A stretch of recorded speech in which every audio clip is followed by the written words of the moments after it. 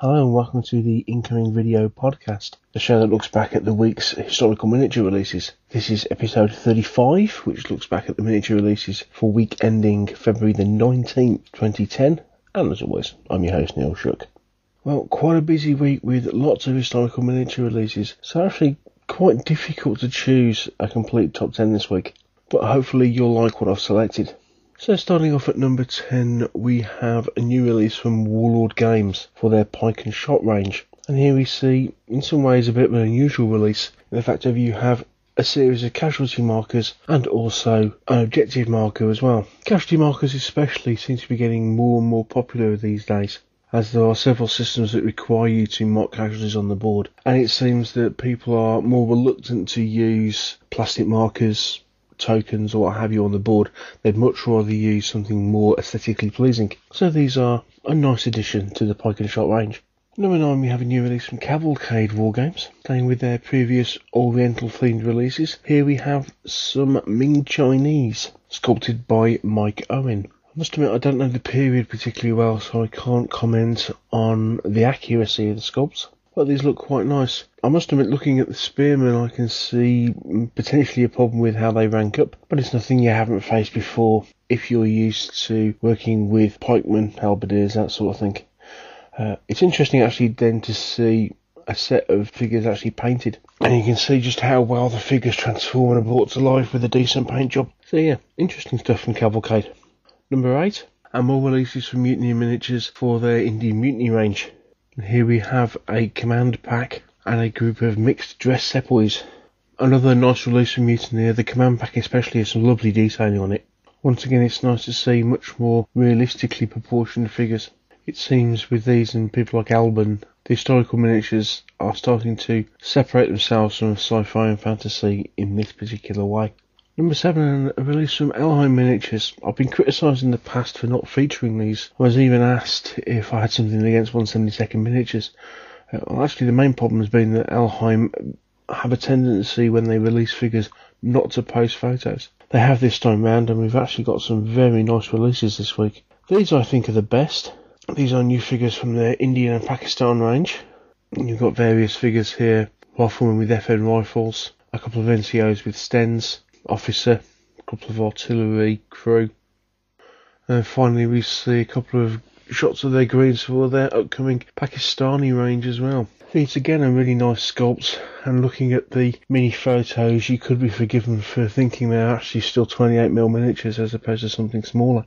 A couple of issues with a couple of the figures, hand sizes mainly, especially on the Indian officer. An interesting release from Elheim for an unusual period. It's not often this sort of thing gets covered. So I'm sure there are gamers somewhere who are rubbing their hands in eager anticipation with the release of these figures. Number 6, we have an unusual release from Copperhead Castings, from the skilled hands of Richard Kemp from the Honourable Air Boiler Suit Company, and he is a really good vehicle sculptor. And here we have a couple of Russian World War I armoured cars. This is the Magabra Renault single and double turreted armoured car. It almost looks like a vehicle that shouldn't exist. You know, it's a really strange looking armoured car. But yeah, it actually saw service with the Russian army. Came out in 1916. And this is a fantastic looking model. But it looks so unusual that it's almost a vehicle that wouldn't look out of place in something like Victorian sci-fi. Maybe even some gothic sci-fi games. You know, big armour plates, lots of rivets. Great stuff from Richard. Really nice model. Number 5, and a new release from Alban Miniatures. Alban up till now have been known for doing their British riflemen and infantry. Start of a new range for them. These are the first greens of their Austrians. Yet again we see the big strength that we've seen with Alban Miniatures, and that's the fact of the accurate anatomy, which actually makes them look somewhat unusual for 28mm metal models. It's strange, isn't it? You get used to a certain look of 28mm figures, and then when a company comes along and attempts something new, in comparison they look a bit thin and gangly, and the weapons actually look potentially slightly oversized. But you compare these to someone like Het Plastics, for example, and you can really see that they are much more true to accurate anatomy. Really nice stuff in the end. So the start of what should be an interesting range from Alban Miniatures. Number 4, and a complete change in scale period and style company new releases from Legio Heroica. These are for their feudal range. Here we have some javelin men and some slingers. Just kind of a couple of fill-in packs from Legio Heroica, but some really nice figures.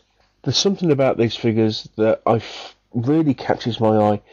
They are so characterful, and when it comes down to 15mm, especially medieval stuff, these are some of the best things I've seen. I know I've raved about these before, and yet again, nice posing, lovely detailing, especially on the cloth, nice sculpting on the clothing that enables it to be really brought out in the painting, characterful. Even in these, what are effectively, humdrum infantry figures, we see some really good stuff. Still a huge fan of this particular range.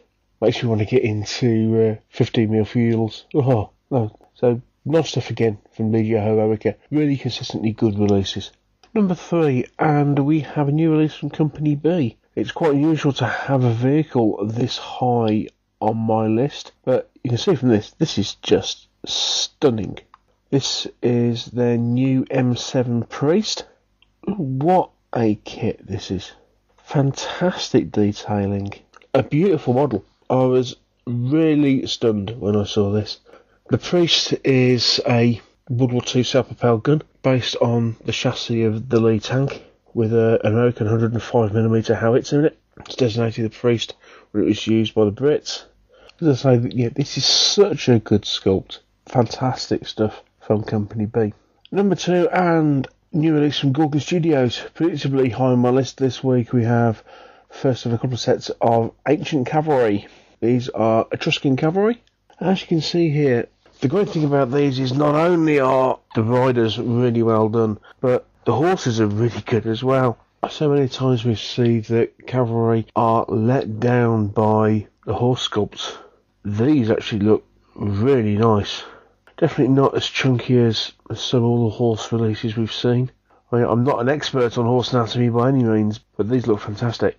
Very nicely animated, and as I say, the riders similar in style. Excellently sculpted, nice proportions, nice detailing, got the scale armour down well. Yeah, these work for me.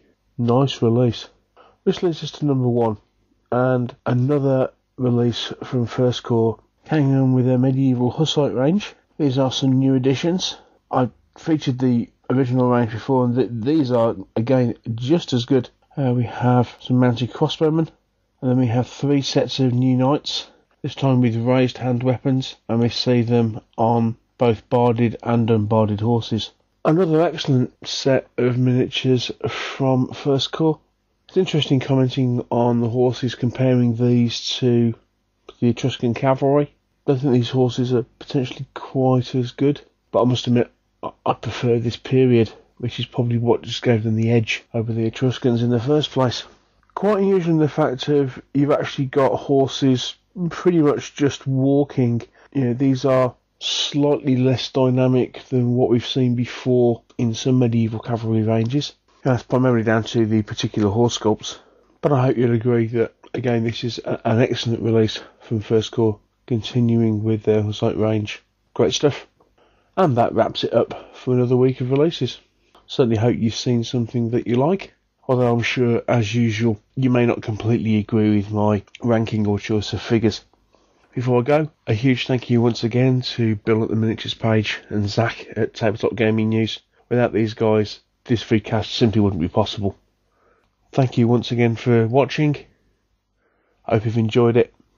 Take care, and I'll speak to you again next week. Bye.